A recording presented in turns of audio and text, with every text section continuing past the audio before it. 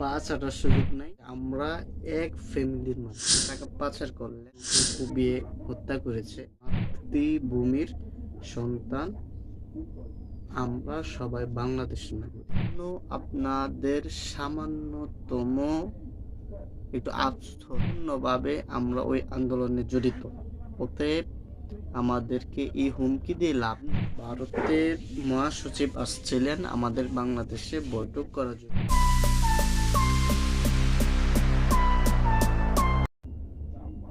আসসালামু আলাইকুম ওয়া রাহমাতুল্লাহি ওয়া বারাকাতুহু। সবাইকে জানাই ভালোবাসা, অভিনন্দন। শুরুতে বলতে চাই, পা চাটার সুযোগ নাই এবং কাউকে ছোট করে দেখারও সুযোগ নাই। আমরা সবাই ভাই ভাই। আমাদের যখন বিভিন্ন বিষয় নিয়ে ঝামেলা হয় হতেই পারে, কিন্তু আমাদের একটাই কথা যে আমরা এক ফ্যামিলির মানুষ। আমাদের রাজনৈতিকভাবে দ্বন্দ্ব হতে পারে, ধর্ম নিয়ে দ্বন্দ্ব হতে পারে, মতানৈক্য সব বিষয় থাকতে পারে, কিন্তু এটা আমরা জানি যে আমরা এক মাতৃভূমির সন্তান। আমরা সবাই বাংলাদেশের নাগরিক। যা হয়েছিল তা আমরা জানি। শরীফুলকে কুপিয়ে হত্যা করেছে সন্ত্রাসীরা। এটা নিয়ে অনেক ঝামেলা হয়েছে এবং ভারত থেকে বসে থেকে বাংলাদেশের পানিকে গোলা করারও অনেক চেষ্টা চলেছিল। এই সরকারকে গেট আউট করতে অনেক চেষ্টাও করেছে, কিন্তু সব চেষ্টা দিয়েই ব্যর্থ হয়েছে। গতকাল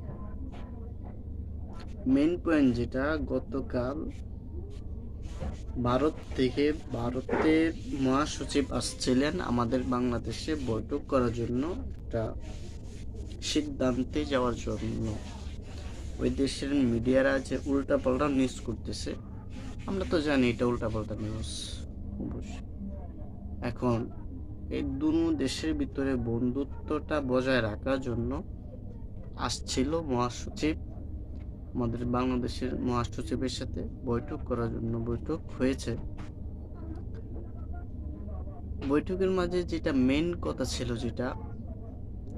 সেটা হচ্ছে আমাদের দুই দেশের সম্পর্ক চমৎকার, অনেক ভালো। আমরা আগে যেভাবে বাংলাদেশের সাথে লেনদেন করতাম, আমরা এই সরকারের সাথে সেইভাবে লেনদেন করতে চাই।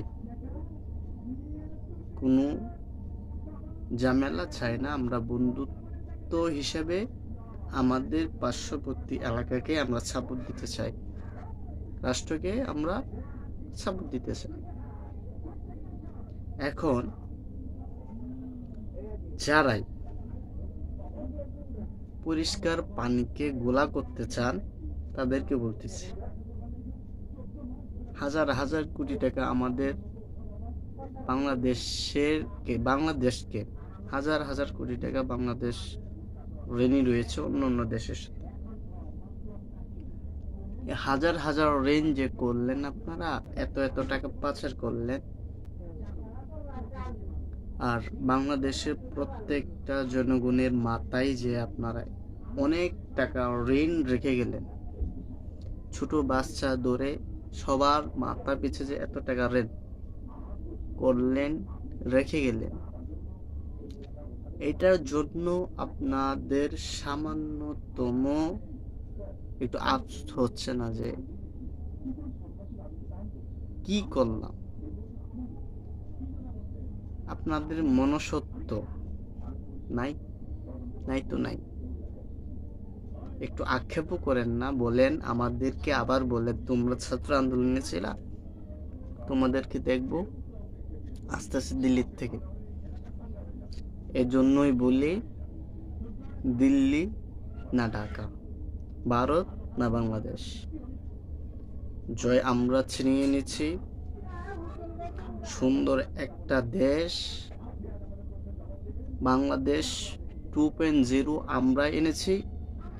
জিনজেট আমরাই সংগ্রাম করেছি, বুকের তাজা রক্ত আমরা ঢেলেছি, পুলিশের, র্যাবের, বিজিবির বন্দুকের সামনে আমরা দাঁড়িয়েছিলাম। সম্পূর্ণভাবে আমরা ওই আন্দোলনে জড়িত। অতএব আমাদেরকে এই হুমকি দিয়ে লাভ নেই। আস্তে আস্তে লাল রক্তের বিনিময়ে আমরা পেয়েছি বাংলাদেশ 2.0।